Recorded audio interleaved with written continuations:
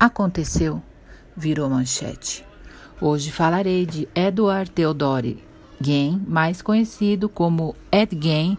Nasceu em La Crosse, Wisconsin, 27 de agosto de 1906 e faleceu em Wisconsin em 26 de julho de 1984, em Estados Unidos da América. Ed Gain foi um ladrão de cadáveres e um assassino. Ele também roubou lápides, foi condenado pelo homicídio de 2 pessoas e suspeito no desaparecimento de outras 5. Seus crimes cometidos em torno da sua cidade natal de Plainfield, Wisconsin, ganharam muita notoriedade após autoridades descobrirem que Gain exumou corpos de suas lápides e fabricou troféus e lembranças a partir dos ossos e pele. Gain confessou ter matado 2 mulheres, a dona de uma taverna, Mary Hogan, em 1954, e a proprietária de uma loja de ferragens em Plainfield, Bernice Warden, em 1957. Edward Gain foi inicialmente considerado inapto para ser julgado e confinado a um centro de saúde mental. Em 1968, foi considerado culpado, mas legalmente insano no assassinato de Warden, sendo enviado para uma instituição psiquiátrica. Em 26 de julho de 1984, Edward morreu aos 77 anos no Mendota Mental Health Institute por uma falha no fígado induzida por câncer e falha respiratória. Ele está enterrado próximo à família no cemitério de Plainfield em um túmulo não marcado. O filme Ed Gain, The Butcher of Plainfield, 2007, de Michael Pfeiffer, dramatiza a história de sua vida. Biografia. Edward Gain nasceu em Las Crosse County, Wisconsin, em 27 de agosto de 1906. Foi o segundo filho de George Philip Gain e Augusta Wilhelmine Gain. Edward tinha um irmão mais velho, Henry George Gain. Augusta desprezava o marido, que era um alcoólatra incapaz de manter um emprego. Em várias épocas, ele trabalhou como carpinteiro, curtidor e vendedor de seguros. George foi dono de uma mercearia por alguns anos, mas vendeu o negócio e deixou a cidade e a família para viver em isolamento em uma fazenda na cidade de Plainfield, em Waushara County, Wisconsin, que se tornou a residência permanente da família Gain. Infância.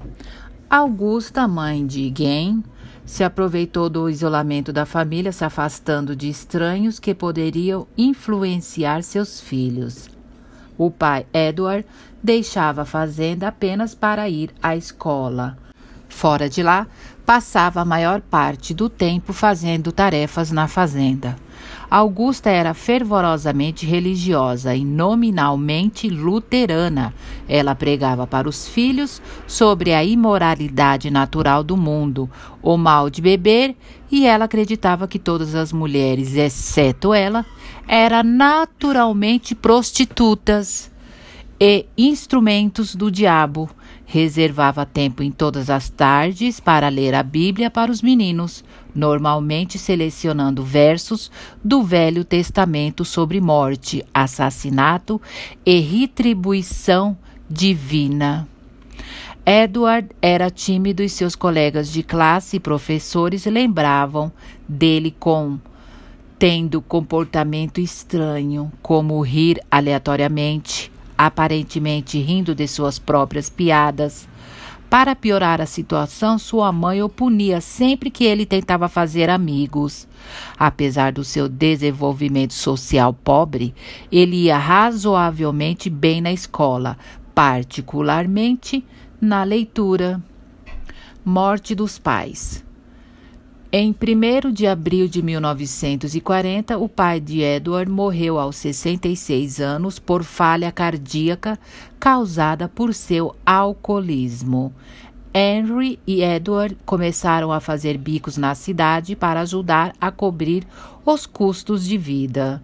Os irmãos eram geralmente considerados confiáveis e honestos pelos residentes da comunidade. Enquanto ambos trabalhavam como faz-tudo, Ed também aceitava ofertas de babá para seus vizinhos. Ele gostava de cuidar das crianças, parecendo se relacionar mais facilmente com elas do que com os adultos. Henry começou a namorar uma mãe divorciada de 2 filhos e planejou se mudar para viver com ela. Henry se preocupava com a ligação do irmão com a mãe e frequentemente falava mal dela para Ed, que respondia com choque e dor. Em 16 de maio de 1944, Henry e Ed estavam queimando a vegetação pantanosa na propriedade, quando o fogo saiu de controle e chamou a atenção dos bombeiros locais. No fim do dia, o fogo tinha sido extinto e os bombeiros foram embora. Ed relatou o desaparecimento do seu irmão. Com lanternas, uma equipe de buscas procurou por Henry, cujo corpo foi encontrado deitado de bruços. Aparentemente estava morto há algum tempo e a causa da morte aparentava ser falha cardíaca, já que ele não foi queimado ou lesionado.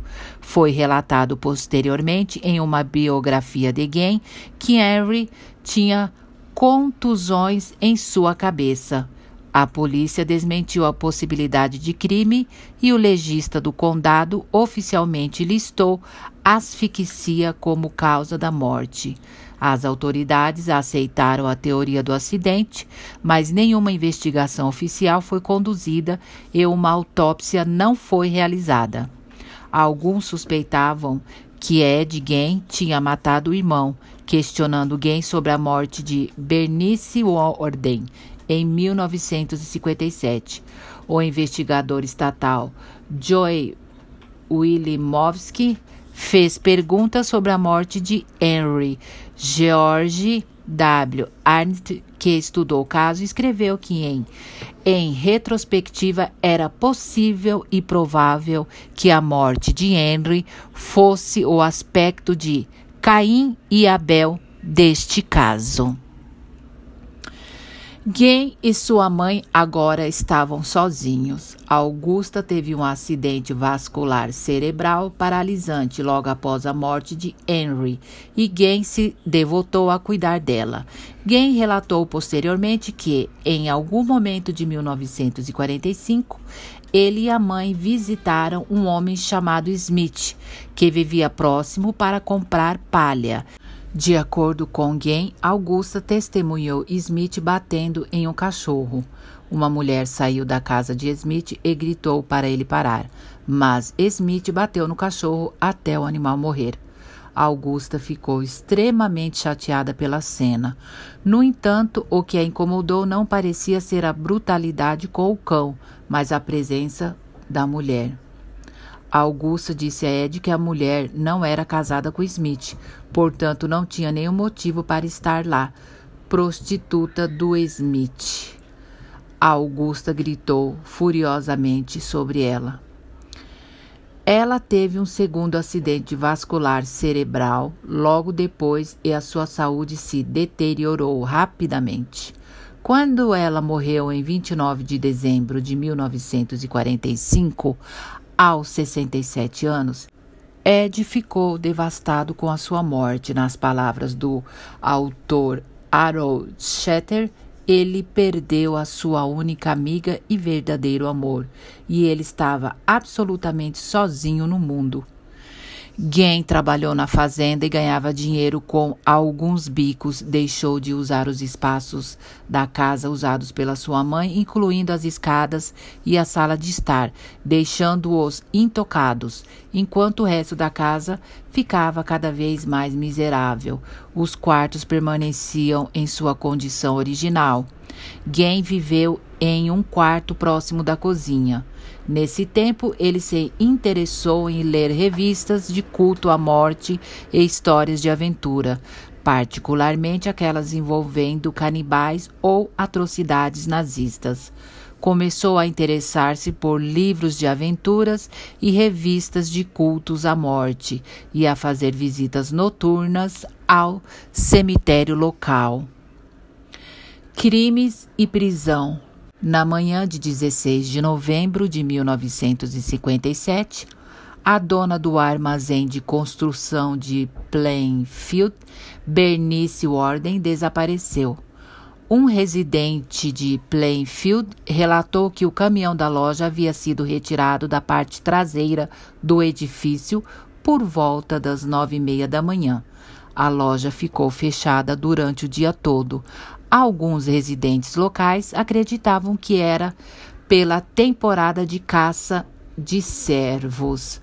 O filho de Bernice Worden, o delegado xerife Frank Worden, entrou na loja em torno de 17 horas e encontrou a caixa registradora aberta e manchas de sangue no chão. Frank Worden, filho dela, disse aos investigadores que Ed Gein esteve na loja na noite anterior ao desaparecimento da sua mãe e que ele retornaria na manhã seguinte para um galão de anticongelante. Um recibo de vendas para um galão de anticongelante foi o último recibo escrito por Worden na manhã em que ela desapareceu.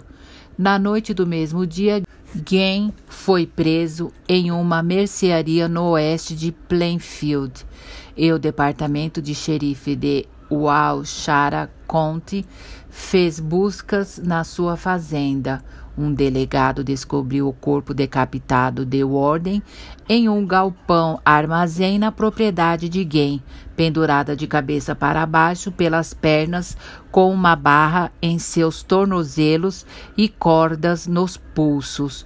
O tronco estava vestido como um cervo e ela foi baleada com um rifle calibre 22. E mutilações foram feitas após a sua morte. Nas buscas pela casa, as autoridades encontraram ossos humanos inteiros e fragmentados, uma lixeira feita de pele humana cobrindo vários assentos de cadeiras, crânios na sua cabeceira de cama, crânios femininos, alguns com topo cerrado, tigelas feitas de crânios humanos, uma cinta feita de um tronco feminino destroçado dos ombros à cintura, calças feitas de pele de perna humana, máscaras feitas da pele de cabeças femininas, uma máscara do rosto de Mary Ohan em uma bolsa de papel. O crânio de Mary Ohan em uma caixa, a cabeça inteira de Bernice Worden em um saco de pano, o coração de Bernice Worden em uma bolsa de plástico em frente a um fogão de Gein, 9 vulvas em uma caixa de sapatos, o vestido de uma menina e a vulva de 2 mulheres de aparentemente 15 anos de idade. Um cinto feito de mamilos humanos femininos, 4 narizes, um par de lábios e um cordão de cortina na janela, um abajur feito de pele de uma face humana, unhas de dedos de mulheres. Que horror! Esses artefatos foram fotografados no laboratório criminal do estado e então destruídos. Quando questionado, Gein disse aos investigadores que, entre 1947 e 1952, ele fez pelo menos 40 visitas noturnas a 3 cemitérios para exumar corpos enterrados recentemente enquanto estava em um estado confuso, ou seja, retardado. Em cerca de 30 dessas visitas, ele disse que saiu da confusão enquanto estava no cemitério, deixou a sepultura em bom estado e retornou para casa de mãos vazias. Nas outras ocasiões, ele cavou as sepulturas de mulheres de meia-idade, recentemente enterradas, que ele achou que pareciam com a sua mãe, e levou os corpos para casa, onde ele usava a pele delas para fazer a sua parafernália. Art Schley, um dos agentes policiais que interrogou Guen, agrediu-o fisicamente, esmurrando a sua cabeça e empurrando seu rosto contra um tijolo, o que tornou o primeiro depoimento de Guen inadmissível. Ashley morreu com um ataque cardíaco um mês depois de testemunhar no julgamento de Guen. Seus amigos afirmam que Ashley estava traumatizado pelo horror dos crimes. Julgamento. Guen foi dado como mentalmente incapaz e mandado para o Central State Hospital, que mais tarde se tornou uma prisão. Ele foi transferido para Mendota State Hospital em Madison, Wisconsin. Em 1968, médicos declararam que ele estava são o suficiente para ir ao tribunal. O julgamento começou em 14 de novembro e durou uma semana. Ele foi considerado não culpado devido à insanidade. Guen passou o resto dos seus dias no hospital psiquiátrico enquanto esteve detido.